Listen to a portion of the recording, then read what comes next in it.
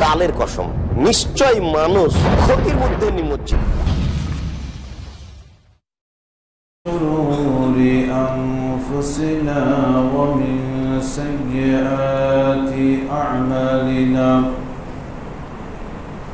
من يهده الله فلا مضل له ومن يضلله فلا هادي له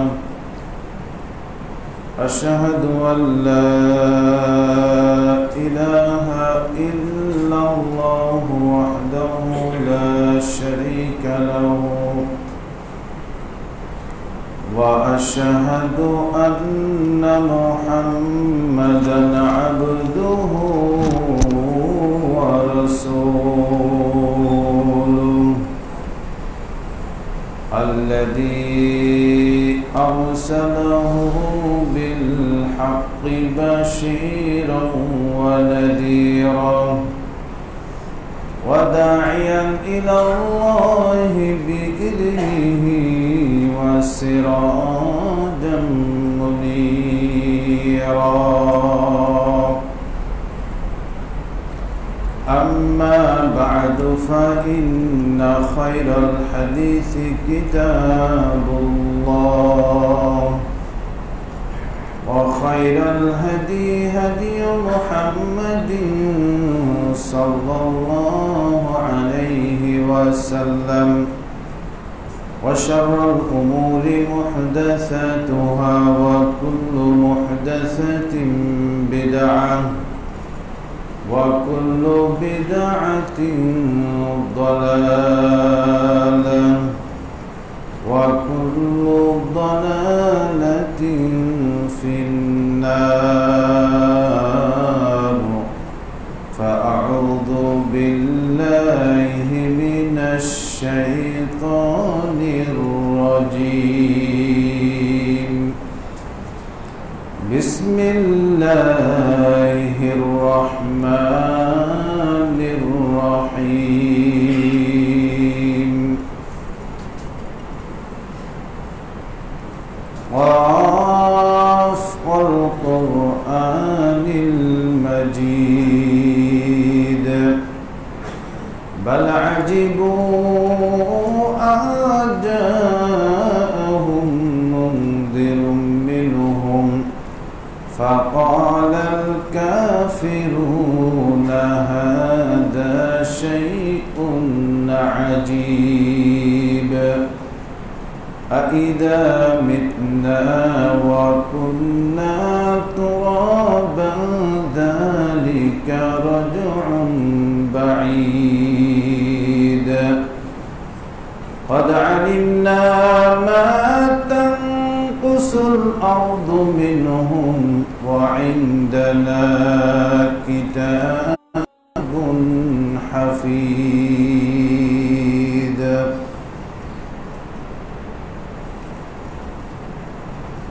প্রশংসা মাত্রই আল্লাহ সুবহানাহু ওয়া তাআলার। দরুদ ও সালাম বর্ষিত হোক আমাদের নবী মুহাম্মদুর রাসূলুল্লাহ সাল্লাল্লাহু আলাইহি ওয়াসাল্লামের উপর। শান্তি বর্ষিত হোক তার পরিবার বর্গের উপর, শান্তি বর্ষিত হোক আসহাবে কেরামের উপর, শান্তি নারী আল্লাহ এবং তার রাসূলের আনুগত্য করে দুনিয়া হতে বিদায় নিয়ে কবরে চলে গেছেন। তাদের মধ্যে আমাদের আত্মীয় স্বজন, মা বাবা, ভাই বোন অনেকেরই চলে গেছেন। জানি না তাদের সাথে কবরে কিরূপ আচরণ করা হচ্ছে। আমরা আল্লাহর কাছে দরখাস্ত করি আল্লাহ যেন তাদেরকে মাফ করে দেন। শান্তি বর্ষিত হোক যে সমস্ত মুসলিম নর নারী জীবিত অবস্থায় বহু ত্যাগ, তিতিক্ষা, যন্ত্রণা, লাঞ্ছনা, গঞ্জনা সহ্য করে আল্লাহ এবং তার রাসূলের আনুগত্য করে যাচ্ছে জীবিত অবস্থায়, আল্লাহ তাদেরকে হেফাজত করুন, হাফিজাহুমুল্লাহ। সম্মানিত উপস্থিত আমার প্রাণপ্রিয় মুসল্লিয়ান কেরাম, মহিলা মুসল্লাত উপস্থিত আমার মা ও বোনেরা,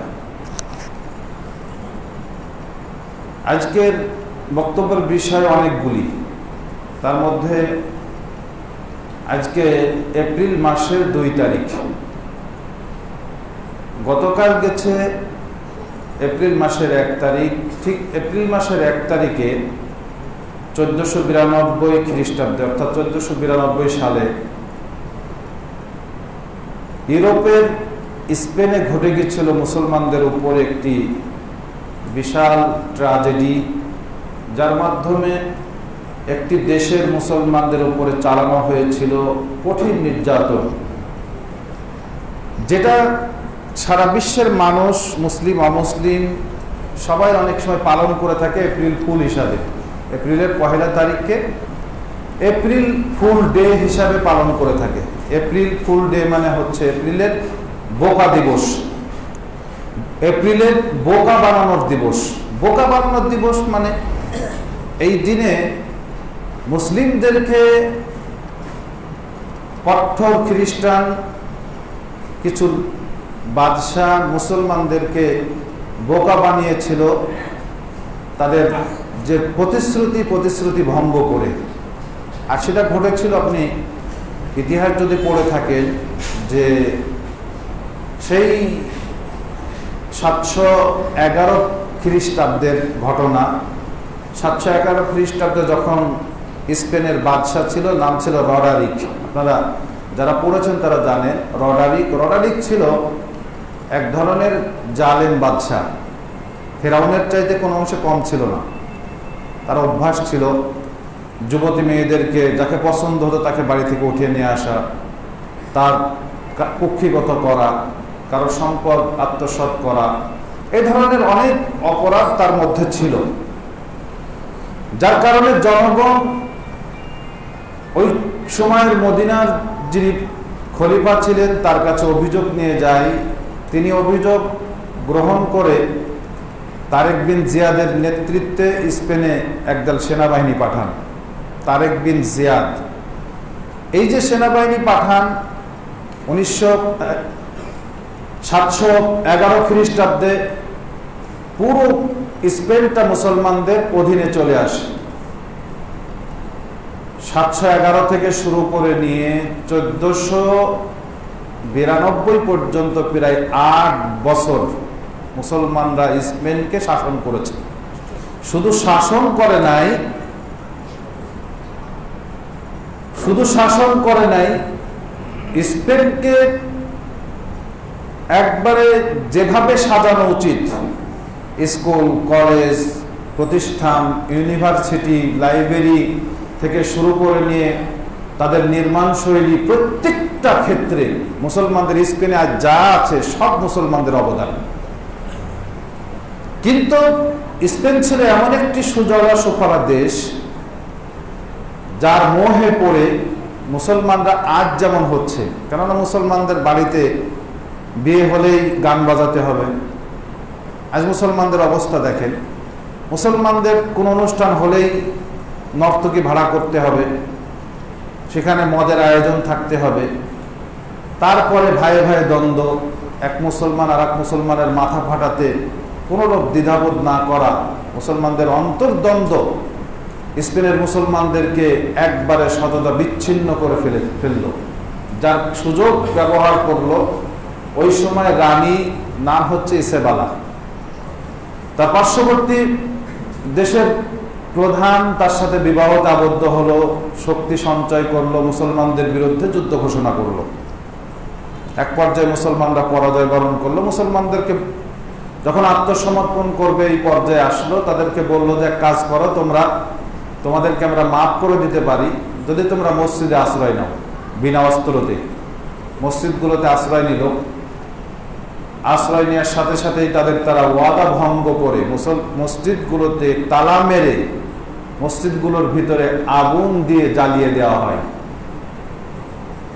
এই ছিল একটি ইতিহাস। আর একটি ইতিহাস, যখন তারা করা হলো, তারা পরাজয় বরণ করলো, তাদেরকে সবাইকে জাহাজে উঠতে বলা হলো যে তোমরা যদি জাহাজে উঠো তাহলে তোমাদেরকে ক্ষমা করে দেওয়া হবে। জাহাজে যেই উঠেছে জাহাজকে আগুন দিয়ে পুড়িয়ে দেওয়া হয়েছে। তো এই দিন ছিল মুসলমানদের জন্য সবচাইতে দুঃখের, কষ্টের এবং দুর্দশার দিন, যা হাজার হাজার মুসলিমকে জ্বালিয়ে শেষ করে দেওয়া হয়েছে এপ্রিলের 1 তারিখে। আর তারা আনন্দে উল্লাসে খ্রিস্টানরা বলেছিল যে হাউ এপ্রিল ফুল ডে। হ্যাঁ, মুসলমান কত না বোকা, আর এই দিনকেই স্বীকার করে নিচ্ছে আজকে মুসলমানরা যে এপ্রিল ফুল ডে অর্থাৎ এপ্রিলের বোকা দিবস হিসাবে এই দিনটি পালন করে। ছোটবেলায় আমরাও পালন করেছি, মনে আছে? ভাঙ্গা চেয়ার সাজিয়ে রেখে স্যারকে বসতে দেওয়া হয়েছে, স্যার যখন বসেছে পড়ে গেছে, আমরা অনেক হাসাহাসি করেছি। এমনও করেছি যে এরকম যে এই তুই দেরি করে এসেছিস, যা খবর আছে স্যার তোকে ডেকেছে, স্যারের কাছে গেছে, দেখছে স্যার আসলেই ডাকে নেই, তখন হাসি দিয়ে বলে যে এপ্রিল ফুল ডে মানে এপ্রিলের বোকা দিবস, বোকা বানানোর দিবস।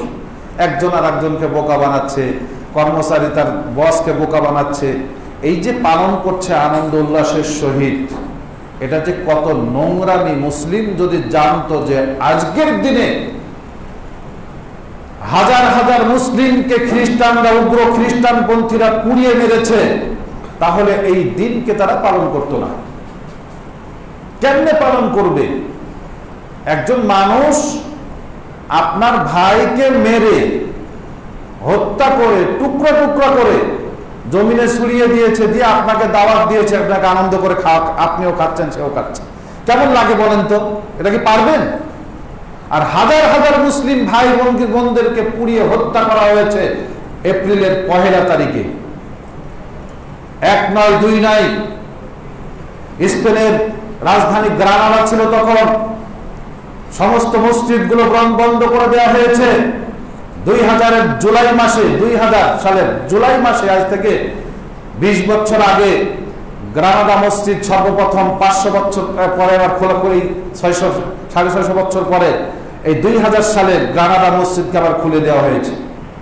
গ্রানাডা মসজিদ এখন খোলা, অবশ্যই স্পেনের মানুষ সেই জায়গায় মসজিদে এখনো নামাজ পড়তে পারে। আশ্চর্য হয়ে যায় যে এই দিন কিভাবে মুসলমানরা এই দিনকে পালন করে, আমি বুঝি না।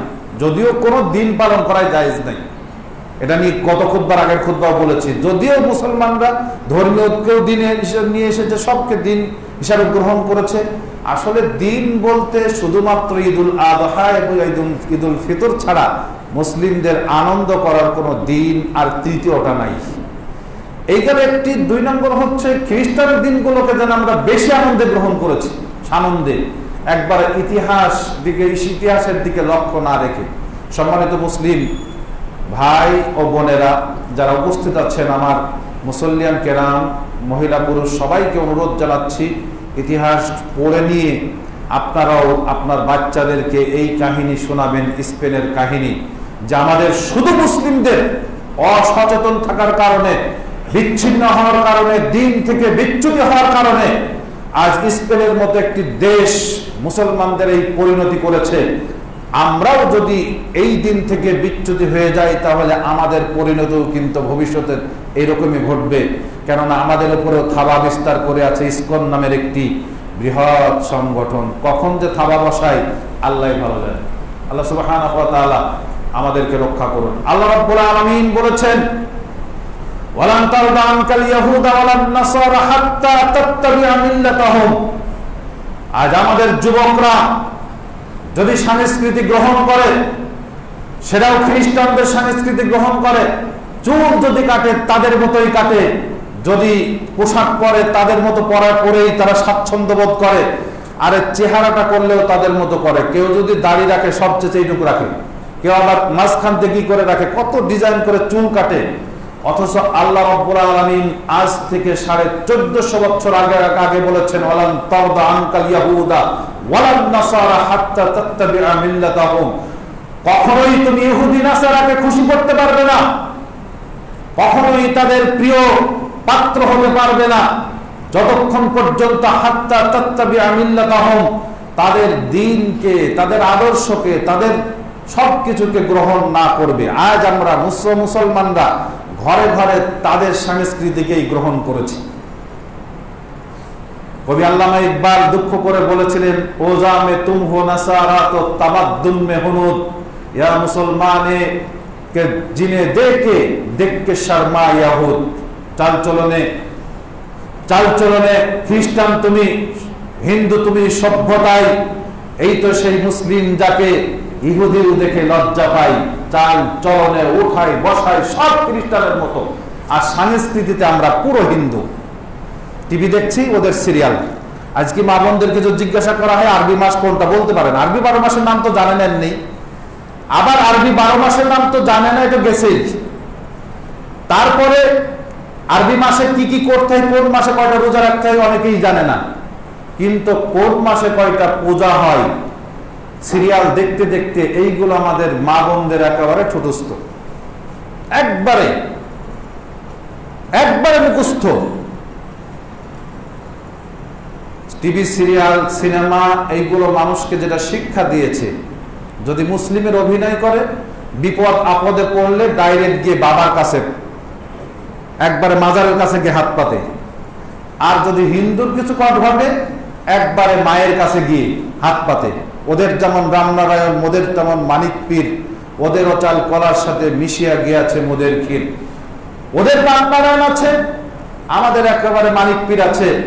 ওদের দুর্গা আছে, আমাদের দরগা আছে। দুর্গার দরগা দুটো একেবারে পাশাপাশি ফিট করে দিয়ে আমাদেরকে এই টিভি সিরিয়াল সিনেমা এইগুলোই শিখিয়েছে।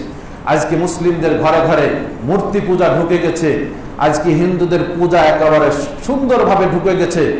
আজকে মা বোনরা ধর্মীয় সংস্কৃতি সম্পর্কে না জানলেও অধর্মীয় বিধর্মীয় হিন্দুয়ানি সংস্কৃতি ঠিকই আমরা জানি। এই জন্যই বলেছিল চালচলনে আজকে আমরা খ্রিস্টান রূপে ধারণ করেছি, সভ্যতায় আমরা হিন্দুতে হয়ে গেছি। আর এই কারণেই অভিশপ্ত খ্রিস্টানরা আমাদের দেখে লজ্জা পায়, আশ্চর্য হয়ে যায়।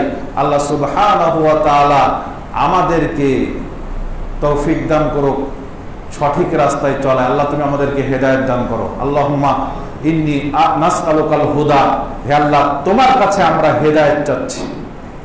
ওয়াত্তুকা চাচ্ছি তাকওয়া, ওয়ালা আফাফা চাচ্ছি তোমার কাছে পবিত্রতা, ওয়াল গিনা চাচ্ছি তোমার কাছে সচ্ছলতা। আল্লাহর কাছে এই দোয়া করেই আমরা আবারও বলছি, আল্লাহ তুমি আমাদেরকে সঠিক রাস্তা সুন্দরভাবে দেখিয়ে দাও। সম্মানিত উপস্থিতি, এপ্রিল ফুল নিয়ে আমাদেরকে প্রত্যেক বাচ্চাকে নিজে পড়বেন, পড়ে তার নিজের ছেলেদেরকে নিজের নাতি নাতনিকে এই সমস্ত গল্প শোনাবেন। রাক্ষস খোকসের গল্প বাদ দিয়ে রাত্রিতে এই গল্পগুলো আনেন, আর হাতে মোবাইল না দিয়ে তাদেরকে আদর্শ শিক্ষা দেওয়ার চেষ্টা করুন। সম্মানিত উপস্থিতি, গত 2 দিন আগে একটি গল্প পড়ছিলাম, খুব ভালো লাগলো গল্পটা। বাচ্চাদের কিভাবে শিক্ষা দিতে হবে।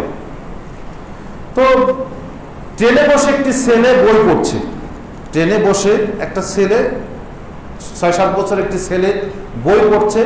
পাশে থেকে এক লোক জিজ্ঞাসা করছে যে কি ব্যাপার আপা, আপনার ছেলে এই যুগে, এই মোবাইলের যুগে, মিডিয়ার যুগে আপনার ছেলে বই পড়ছে, এটা তো আশ্চর্য একটা ব্যাপার, মোবাইল টিপাটিপি না করে। মহিলা তখন বলছে, দেখুন বাচ্চারা আমাদেরকে মানে না, বাচ্চারা পিতামাতাকে মানার জন্য প্রস্তুত নয়, কিন্তু বাচ্চারা পিতামাতার আদর্শ গ্রহণ করার জন্য প্রস্তুত। পিতামাতা যে কাজটা করে, যে আদর্শ গ্রহণ করবে, সন্তানরা সেই আদর্শ গ্রহণ করতে প্রস্তুত। আপনি যদি সারাদিন মোবাইল চালান, আপনার ছেলেও চালাবে। আপনি যদি সারাদিন আকাম করেন, আপনার ছেলেও করবে। আপনি যদি দুর্ব্যবহার করেন, গালাগালি করেন, আপনার ছেলে মেয়ে তাই করবে। আপনি যদি ভালো কোনো কাজ করেন, আপনার সন্তান সেভাবেই গড়ে উঠবে। এই জন্য বলি, আপনার ছেলে মেয়েদের হাতে গেমস খেলার জন্য মোবাইল না ধরিয়ে দিয়ে অন্য কিছু করান, বই পড়ান, ধর্মীয় কিছু শেখান, দোয়া পড়া শেখান, বা তাদেরকে এমন কিছু গল্প শোনান যে গল্পগুলো শুনলে তাদের ধর্মীয় অনুভূতি বেড়ে যায়। আল্লাহ সুবহানাহু ওয়া তাআলা আমাদের সবাইকে তৌফিক দান করুন। দ্বিতীয় বিষয় যেটা গত সপ্তাহে শেষ করতে পারি নাই, বিদআত। বিদআতের পরিণতি কি? 3 ব্যক্তির কথা বলেছিলাম, যে 3 ব্যক্তিকে আল্লাহ নবী সাল্লাল্লাহু আলাইহি ওয়াসাল্লাম হুঁশিয়ারি দিলেন কি, ফামান রাগিবা আন সুন্নতি ফালাইসা মিন্নি, যে ব্যক্তি আমার সুন্নাত থেকে মুখ ফিরিয়ে নিল, ফালাইসা মিন্নি, সে আমার দলভুক্ত নয়।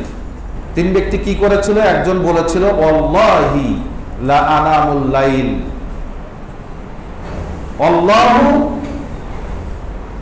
ওয়াল্লাহি আল্লাহর কসম করে বলছি, উসাল্লিল লাইল ওয়ালা আরকুদু আবাদা, বলছে আল্লাহর কসম করে বলছে আমি সারা রাত্রি সালাত আদায় করব, ঘুমাবো না। এদের দোষ হলো এটা। আর একজন বলেছিল কি যে ওয়াল্লাহি আনা আসুমুদ্দিহার ওয়ালা উফতির আবাদা, আমি সারাদিন জীবনে যতদিন বাঁচবো রোজা ভাঙবো না, রোজা রাখতেই থাকবো, দিনের বেলায় আর কোনোদিন খাবার খাইবো না।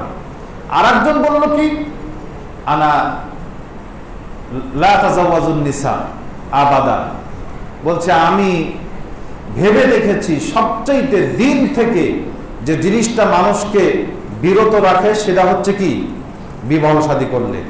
আর যদি আমি বিবাহ করি তাহলে আমার স্ত্রী আসবে, কালকে ব্যাগ ধরিয়ে দেবে, যাও বাজার করে আনো, তাহলে বাজার করার জন্য টাকা ইনকাম করতে হবে, ঝামেলায় পড়ে গেলাম। এরপরে তো আবার একা নয়, 3 দিন পরে শাশুড়ি আসবে, শ্বশুর আসবে বেড়াতে, এই আসবে সেই আসবে, এরপরে সন্তান হবে, ছিলাম 2 পা, হলো বিয়ে বিবাহ করলাম 4 পা, এরপরে কিছুদিন পরে আরো 2 পা বাড়বে, বাড়তেই থাকবে। যত ঝামেলার মূলই হচ্ছে বিবাহ শাদী করা। এই জন্য বলছে আনা লা তাজাওয়াজুন নিসা আবাদা, আমি বিবাহ শাদী করবো না। নবী করিম সাল্লাল্লাহু আলাইহি ওয়াসাল্লাম তাদের কাছে আসলেন, এসেই বললেন আনতুমুল্লাযী কুনতুম কাযা ওয়া কাযা, তোমরা কি ওই ব্যক্তি যারা এই কথাগুলো বলছিলে যে আমি সারা রাত সালাত আদায় করব, কেউ বলেছো সারা জিন্দেগিতে আমি সিয়াম পালন করব, আমি বিবাহ শাদী করব না। বলছে হ্যাঁ আমরা সেই ব্যক্তি। আল্লাহ রাসূল সাল্লাল্লাহু আলাইহি ওয়াসাল্লাম খুশি হয়ে গেলেন না, তাদের উপরে রাগান্বিত হলেন, বললেন আমা ওয়াল্লাহি লা শাকুম লিল্লাহি ওয়া আতকাকুম, রাগে তিনি বলছেন আল্লাহর কসম করে বলছি পৃথিবীতে এমন কোন মানুষ আসে না আর আসবেও না যে আমার চাইতে আল্লাহকে বেশি ভয় করে, আমার চাইতে তাকওয়াধারী, আমার চাইতে তাকওয়া কারোর নাই, আগেও ছিল না আসবেও না, আমার চাইতে বেশি আল্লাহকে ভয় করবে সেরকম মানুষও নাই। তারপরেও আমি কি করেছি, বিবাহ শাদী করেছি, আমার স্ত্রী আছে, সংসার আছে, আমি খাওয়া দাওয়া করি, আবার কোনোদিন রোজা রাখি, রোজা কোনোদিন রাখি ছেড়ে দিই, আবার রাত্রিতে সালাত আদায় করি, আবার রাত্রিতে ঘুমাই। ফামান রাগিবা আন সুন্নতি ফালাইসা মিন্নি, আমার সুন্নাত থেকে যে ব্যক্তি মুখ ফিরিয়ে নেয় সে আমার দলভুক্ত নয়। সুন্নাতের কি খেলাপ করলো তারা? সারা রাত্রি সালাত আদায় নবী করিম সাল্লাল্লাহু আলাইহি ওয়াসাল্লাম করেন নাই, কিছু অংশ করেছেন, কিছু অংশ ঘুমিয়েছেন। সারা জিন্দেগিতে তিনি রোজা রাখেন নাই, কোনো দিন রোজা রেখেছেন, কোনো দিন ছেড়ে দিয়েছেন, কেননা আত্মীয় স্বজনের হক আছে, শরীরের হক আছে, কোনো দিন রোজা রাখা জায়েজই নয়। আর বিবাহ শাদী করেছে, নিজেকে বৈরাগী জীবনযাপন গ্রহণ করার কোনো সুযোগ ইসলামে নাই। ইজাবতাদাউহা রাহবানিয়াতান ইজাবতাদাউহা, এই বৈরাগী জীবনযাপনের মাধ্যমে সর্বপ্রথম বিদআত তৈরি হয়েছে এই পৃথিবীর বুকে। বৈরাগী জীবনযাপন করার সুযোগ নাই। আপনারা মনে করছেন ভালো কাজ, নামাজ পড়ছিল, ভালো কাজই তো। আমাদের মধ্যে এই একটা শব্দ যদি কেউ বলে যে ভালো কাজ করলে সমস্যা কি, করলে সমস্যা কি, ভালো কাজ তো, এই একটা শব্দ দিয়ে ইচ্ছা করলে ইসলামকে একেবারে শেষ করে দেওয়া যায়। একটা শব্দ যে ভালো কাজ করলে সমস্যা কি, ভালো কাজ করলে সমস্যা কি। এখন যদি আমি বলি যে মাগরিবের পরে 10 রাকাত সুন্নাত পড়তে হবে, দলিল কি? ভালো কাজ করলে সমস্যা কি? এখন রাত 11টার সময় 20 রাকাত সালাত আদায় করতে হবে, এখন যদি বলেন দলিল কোথায়, করলে সমস্যা কি? ভালো কাজ তো। ভালো কাজ করতে হলেও নবী করিম সাল্লাল্লাহু আলাইহি ওয়াসাল্লামের দেওয়া থাকতে হবে, তার আমল থাকতে হবে, নাহলে সমর্থন থাকা লাগবে। হয় তার করা থাকা লাগবে যে তিনি করেছেন, না হলে তিনি করতে বলেছেন, আর না হলে তিনি সাহাবীরা করেছেন, সমর্থন করেছেন, এইটুকু থাকা লাগবে ভালো কাজ করার জন্য। এমন কোন কথা, এমন কোন কাজ আল্লাহ রাব্বুল আলামিন বাদ রাখেন নাই নবী করিম সাল্লাল্লাহু আলাইহি ওয়াসাল্লামের মাধ্যমে, যেটা মানুষের জন্য কল্যাণকর, এটা বাদ রাখেন নাই। তিনি সব করে গেছেন, সব বলে গেছেন যেটা মানুষের জন্য কল্যাণকর, এবং করার পরেই তিনি বলেছেন আল ইয়াউমা আকমালতু লাকুম দীনাকুম, আজকে তোমাদের দিনকে পরিপূর্ণ করে দিলাম। নবী করিম সাল্লাল্লাহু আলাইহি ওয়াসাল্লাম মদিনায় আসলেন, এসে দেখছেন যে মদিনার মানুষগুলি খেজুর গাছের, পুরুষ খেজুর গাছের ফুলের সাথে মহিলা খেজুর গাছের ফুল লাগিয়ে দিচ্ছে। এটাকে বলা হয় আরবিতে তাবিরুন নাখাল, খেজুরের প্রজনন। নবী করিম সাল্লাল্লাহু আলাইহি ওয়াসাল্লাম বলছে কি করছো তোমরা? তো বলছে আমরা এইটা করি যাতে ফসল বেড়ে যায়। আল্লাহ রাসূল সাল্লাল্লাহু আলাইহি ওয়াসাল্লাম বললেন যে তোমরা এটা করো না, ছেড়ে দাও। যেই ছেড়ে দিল, হাজার হাজার টন খেজুর কমে গেল, খেজুর কমেই গেল। সাহাবীরা এসে অভিযোগ পেশ করল, আল্লাহ রাসূল আপনি বলেছিলেন যে তা'বিরুন নাখাল না করতে, খেজুরের প্রজনন না করতে, এর জন্য তো ফসল কমে গেছে। নবী করিম সাল্লাল্লাহু আলাইহি ওয়াসাল্লাম কি বললেন? ইন্নামা আনা বাশারুন, শোনো আমি একজন মানুষ, আমি একজন মানুষ। মা আতাকুম মিন দীনিকুম, যেটা তোমাদেরকে আমি দ্বীন হিসাবে দিই, ফাখুযুহু, সেইটা তোমরা গ্রহণ করে নাও। আর দুনিয়াবী বিষয় যদি হয়ে থাকে সেইটা তোমরা কি করে দাও? ছেড়ে দাও। দ্বীন হিসাবে দিলে গ্রহণ করো, আর যেটা দুনিয়ার ব্যাপারে, এই ব্যাপারে আমি জানি না, আমি তোমাদের মতো একজন মানুষ, দুনিয়া সম্পর্কে আমার ধারণা নাই। চাষাবাদ কিভাবে করবে, জমি কিভাবে চলবে, রাস্তাঘাটে কিভাবে চলবে, এইটা আমার বিষয় না। আমি দ্বীনের ব্যাপারে যেটা বলি সেইটা শুধু গ্রহণ করো। কোন কোন ব্যক্তি যখনই বলি যে বিদআত সম্পর্কে বলছে, আল্লাহ রাসূল সাল্লাল্লাহু আলাইহি ওয়াসাল্লাম হজে গেছে উটে চড়ে, তোমরা হজে যাও কেন? উটে চড়ে হজে যাও কেন? এই বিমানে চড়ে যাও কেন? তোমরা উটে চড়ে যাও। আরে বাবা, উটে চড়া, বাসে চড়া আর বিমানে চড়া এইটা কিন্তু ইবাদত না। কেউ কেউ বলছে যে আপনি চশমা পরেছেন, তো চশমা তো আল্লাহ রাসূল পরেন না, তাহলে আপনি চশমা পরেন, এটা বিদআত। তা আমি বলি ভাই, আপনি তো আল্লাহ রাসূলের জামানায় ছিলেন না, তো আপনিও তো বিদআত। কারো কারো চশমা বিদআত, আপনি তো ছিলেন না, আপনি বিদআত। বিদআত হচ্ছে ধর্মীয় ব্যাপারে, মান আহদাসা ফি আমরিনা, যে ব্যক্তি আমার আদেশের মধ্যে, স্পষ্ট কথা, মান আহদাসা ফি আমরিনা, যে ব্যক্তি আমার আদেশের ক্ষেত্রে কিছু করলো, নতুন আবিষ্কার করলো, লাইসা আলাইহি আমরুনা, সেটার উপরে আমার আদেশ নাই, ফাহুয়া রাদ্দুন, সেটা প্রত্যাখ্যান করো। মানে আমিলা আমালান লাইসা আলাইহি আমরুনা ফাহুয়া রাদ্দুন, যে ব্যক্তি কোন কাজ করলো আমার আদেশ নাই, আমি করতে বলি নাই, সমর্থন করি নাই, নিজে করি নাই, সেটা প্রত্যাখ্যাত, ছেড়ে দাও। ইসলাম যেটা আল্লাহ রাসূল বলেছেন, যতটুক দিয়েছেন, যেমন ভাবে দিয়েছেন, যেখানে করেছেন, যেমন ভাবে করেছেন, এইটার নামই হচ্ছে ইসলাম। এর বাহিরে একটা কাজ করবেন, সেটাই হচ্ছে বিদআত। আর কুল্লু বিদআতিন দালালা, প্রত্যেকটি বিদআতই হচ্ছে পথভ্রষ্টতা। কি সুন্দর দেখেন, 41 নম্বর হাদিস মিশকাতের, সহিহ মুসলিমে এসেছে হাদিসটি।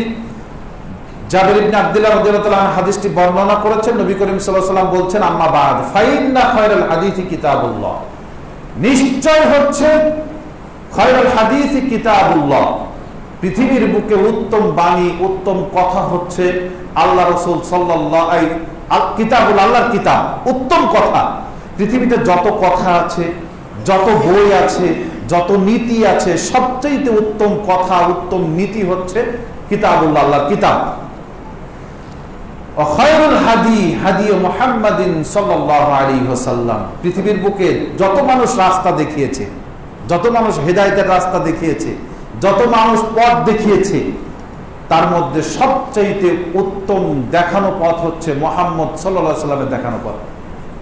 অর্থাৎ হাদিস, কোরআন হাদিসই হচ্ছে পৃথিবীর বুকে সর্বশ্রেষ্ঠ কিতাব এবং দেখানো পথ। এটা হচ্ছে সহিহ মুসলিমের হাদিস। বলেই তিনি বলছেন, অশাররাল উমুরি মুহদাসাতুহা, শাররাল উমুর, নিকৃষ্ট আদেশ, মুহদাসাতুহা, নতুন আবিষ্কার করা, ধর্মের নামে সওয়াবের আশায় নতুন আবিষ্কার করা হচ্ছে সবচাইতে নিকৃষ্ট কাজ। তাহলে বিদআতকে কার বিরুদ্ধে খাড়া করলো? কোরআন এবং সুন্নাহর বিরুদ্ধে, আল্লাহ এবং রাসূলের বিরুদ্ধে। ধর্ম কাজ, ভালো কাজ, নামাজ, রোজা, যেগুলো আল্লাহ বলেন নাই, রাসূল সাল্লাল্লাহু আলাইহি ওয়াসাল্লাম করেন নাই, এই কাজটি ভালো কাজ, কিন্তু দাঁড় করানো কার বিরুদ্ধে? কোরআন সুন্নাহর বিরুদ্ধে। অনেক সময় অনেকেই বলেন, যেমন গত খুতবা দেওয়ার পরে আমাদের একজন মুসল্লি বলছে যে হুজুর আপনি কি বলবো, আর দুঃখ লাগে, আপনি দোয়া উঠালেন কেন? তা বললাম, দোয়া কেমনে উঠাইলাম? দোয়া তো প্রতিষ্ঠিত করলাম।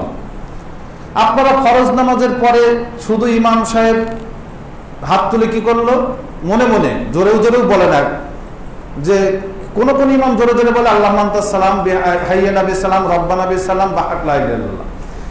বরিশালে সফরে গেছিলাম 2002 সালে, আমার মনে আছে 2002 সালে বরিশালে সফরে গেছি। সাথে ছিল ইউসুফ খান মাদানী, বাড়ি হচ্ছে ময়মনসিংহ, আর আরেকজন ছিল আপনার নাজিরা বাজারের শিক্ষক ইব্রাহিম মাদানী। এই দুইজন সাথে ছিল। তো ইমাম সাহেব সালাম ফিরিয়ে তিনি এই আল্লাহ মান্তাস সালাম বিহাইয়া নবী সালাম রব্বানা বি সালাম বাহাক লা ইলাহা ইল্লাল্লাহ। তো ইব্রাহিম মাদানী খুব যুক্তিবাদী, তিনি এসে বলছেন যে হুজুর আমরা তো বেশি কিছু জানি না, তো আপনি যে এই সালাম ফিরিয়ে এই যে দোয়াটা করলেন, তো দোয়ার মধ্যে তো আপনি নবী করিম সাল্লাল্লাহু আলাইহি ওয়াসাল্লামের নামে দরুদ পড়েন নাই। আর আমরা জানি যে দোয়ার মধ্যে আল্লাহ রাসূলের নামে দরুদ পড়া হয় না সে দোয়া কবুলই হয় না। তা আপনি তো পড়েন নাই, তো আপনার দোয়ার কি অবস্থা? তো বলছে হ্যাঁ তো ঠিকই, হাদিস তো সত্য যে দোয়ার মধ্যে আল্লাহ রাসূলের নামে দরুদ পড়া হয় না তা কবুল হয় না।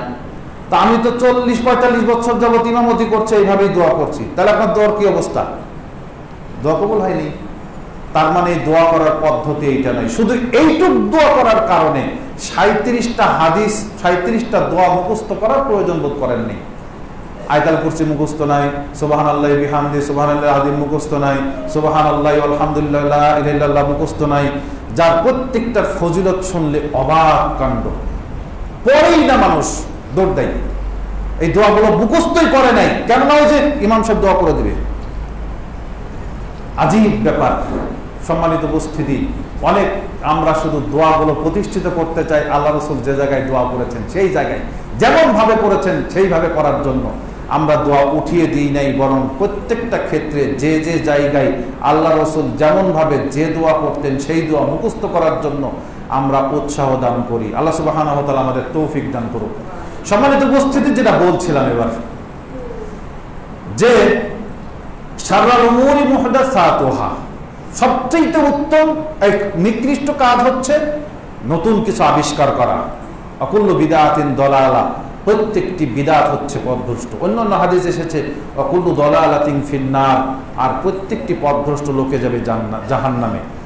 সালাত আদায় করবে, যাকাত পড়বে, ভালো কাজ করবে, দান করবে, সদকা করবে, আবার জাহান্নামে যাবে। আশ্চর্য ব্যাপার, শুধুমাত্র নবী করিম সাল্লাল্লাহু আলাইহি ওয়াসাল্লামের পদ্ধতি অনুযায়ী না হলে। সম্মানিত উপস্থিতি, বিদাতীদের আরো কঠিন শাস্তি। নবী করিম সাল্লাল্লাহু আলাইহি ওয়াসাল্লাম বলছেন মান ওয়াক্কারা সাহিবু বিদআতিন, যে ব্যক্তি বিদাতকে, সব বিদাতীদের সম্মান করলো। কিছু কিছু মানুষ আছে না, বিদাত করলে তার সম্মান বেশি, বিদাত করলেই তার সম্মান বেশি। আমার এখানে বল্লার মানুষ আছে, এখন হালখাতার সিজন চলছে, তো ইমাম সাহেবের বিশাল বড় মসজিদ, বিশাল বড় ইমামের করে কি, যেখানে হালখাতা হয় সেখানে তার দোকান থেকে মিষ্টি এসে হাজির হয়, 1 কেজি করে মিষ্টি দেয়, চমচম তাও।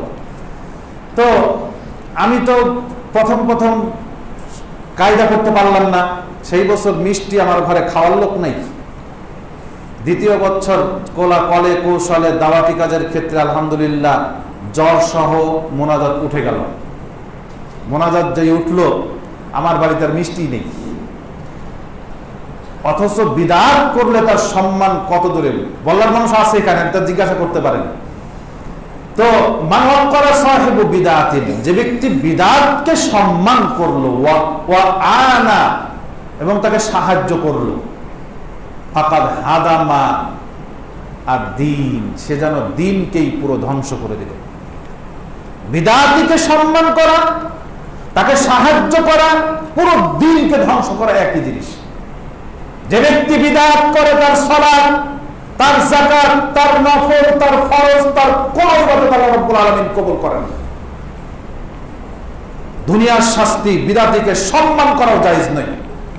শেখ ইবনে বাজ কিছুক্ষণ আগেই পড়ছিলাম, সৌদি আরবের বড় বড় আলেমদের উক্তি, বিদআতিদেরকে সালাম দিতে নিষেধ করেছেন যারা বিদআতকে জিয়ে রাখতে যায় সমাজে।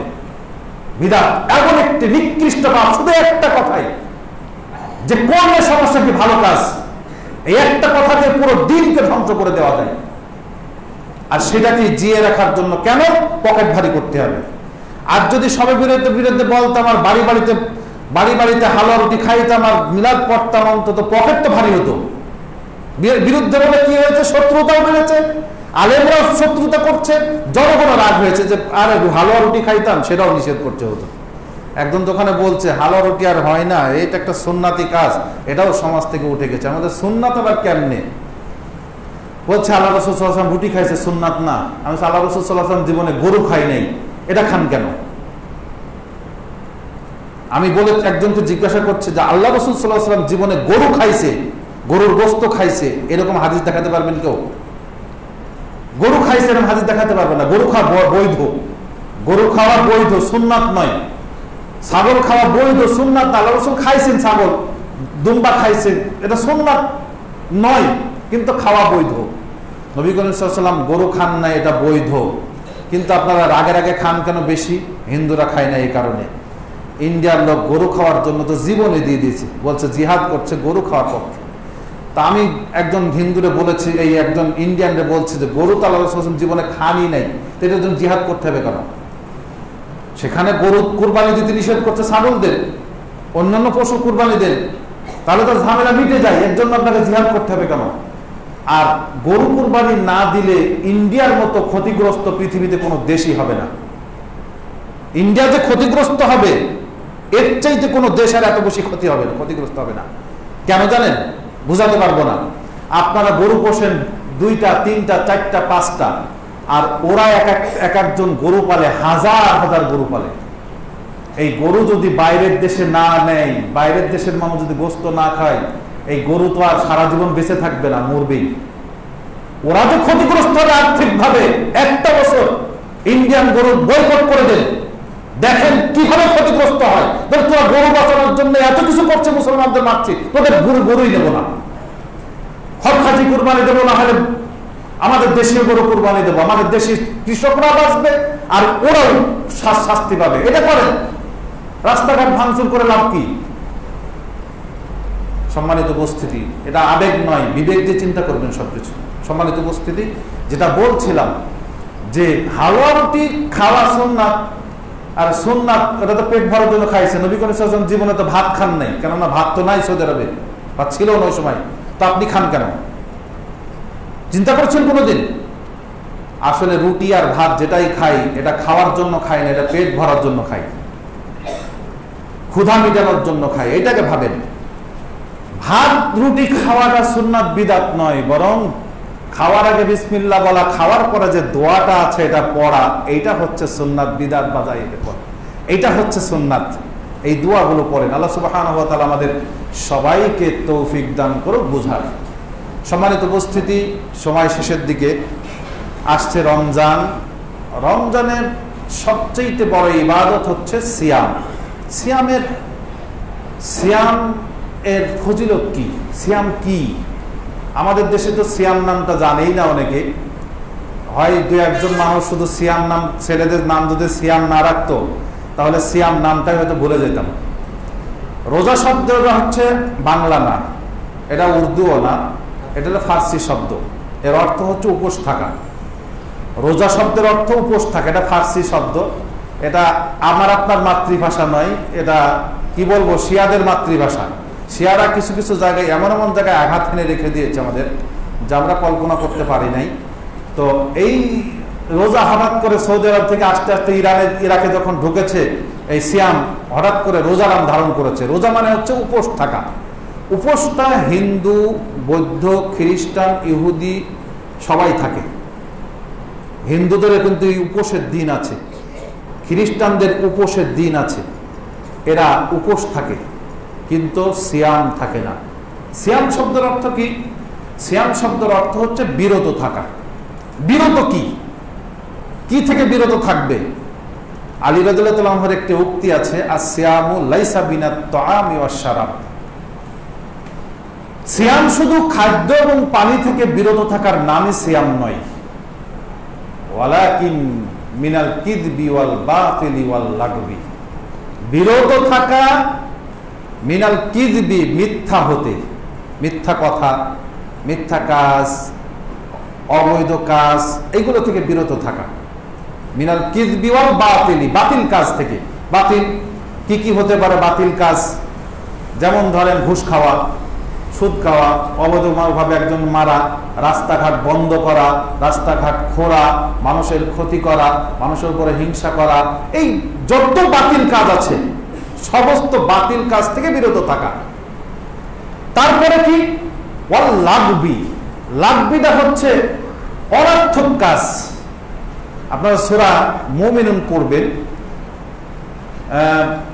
জান্নাতে ফেরদাউসের ওয়ারিশ হতে অনেকগুলো কাজ বলেছেন, যেমন কদ আফলাহাল মুমিনুন আল্লাযীনা হুম ফি সালাতিহিম খাশিউন, বলতে বলতে বলেছেন ওয়ানিল লাগবি মুরিদুন, যে ব্যক্তি অনর্থক কাজ থেকে বিরত থাকে। অনর্থক কাজ কি? যে কাজে দুনিয়া এবং আখিরাতের কোনো উপকার হয় না, দুনিয়া এবং আখিরাতের কোনো উপকার হয় না। যেমন ধরেন একজন মানুষ সকালে সংবাদ দেখেছে, দুপুরে দেখেছে, আবার সন্ধ্যায় দেখছে, আবার রাত 10টার সময় সংবাদ না দেখলে তার নাকি ঘুমই হয় না। এতগুলো দরকার আছে? এরপরে এক টিভি চ্যানেলের না, সবগুলো দেখতে হবে। এইটা দুনিয়া এবং আখিরাতে আপনার কি উপকার হয়েছে বলেন তো? সেদিন একজন আলেমরে এভাবে প্রশ্ন করা হয়েছে, বিশাল বড় আলেম সৌদি আরবের, যে আমরা যে মহিলারা সংবাদ পাঠ করে দেখতেই থাকি, একের পর এক দেখতেই থাকি, দেখ এটা কি বৈধ? তো বলছে এটা অনর্থক কাজ, যেটা দুনিয়া এবং আখিরাতের কোনো উপকার নাই। সংবাদ দেখার বা সংবাদ নেওয়ার অনেকগুলো পদ্ধতি আছে, তার মহিলা সংবাদ পাঠ করবে বসে বসে দেখতে হবে কেন? এটা অনর্থক কাজ। এই অনর্থক কাজকারী অন্তত জান্নাতে ফেরদাউসে যেতে পারবে না, কোরআনের সূরা মুমিনুনের প্রথম শর্ত অনুযায়ী। তো ওইটাকে অনর্থক কাজ বলে যেটা দুনিয়া এবং আখিরাতের কোনো উপকারে আসে না। দুনিয়াতে উপকার আসে না, আখিরাতে উপকার আসে না। তাহলে আসিয়ামু লাইসা মিনাত তাআমি ওয়াশ শারাবি ওয়াল কিযবি ওয়াল বাতিলি ওয়াল লাগবি, শুধু খাদ্য পানি থেকে বিরত থাকার নামই হচ্ছে সিয়াম নয়, বরং মিথ্যা, বাতিল, অবৈধ এবং অনর্থক কাজ থেকে বিরত থাকার নামই হচ্ছে সিয়াম। সিয়াম সম্পর্কে ইনশাআল্লাহ আলোচনা নিয়ে আসছি আগামী সপ্তাহে। সিয়ামের বিস্তারিত ফজিলত, সিয়াম কাকে বলে, কেমন ভাবে সিয়াম রাখতে হবে, এই সম্পর্কে ইনশাআল্লাহ আগামী সপ্তাহ থেকে আলোচনা নিয়ে আসছে। আল্লাহ সুবহানাহু ওয়া তাআলা যদি আমাকে আপনাকে এখানে থাকার তৌফিক দেয়, আল্লাহ যদি আমাকে হায়াতে রাখেন, এবং সাথে সাথে আল্লাহ আমাদেরকে মসজিদে আসার তৌফিক দান করেন। সুবহানাকাল্লাহুম্মা বিহামদিকা আশহাদু আল্লা ইলাহা ইল্লা আনতা আস্তাগফিরুকা ওয়া আতুবু ইলাইক।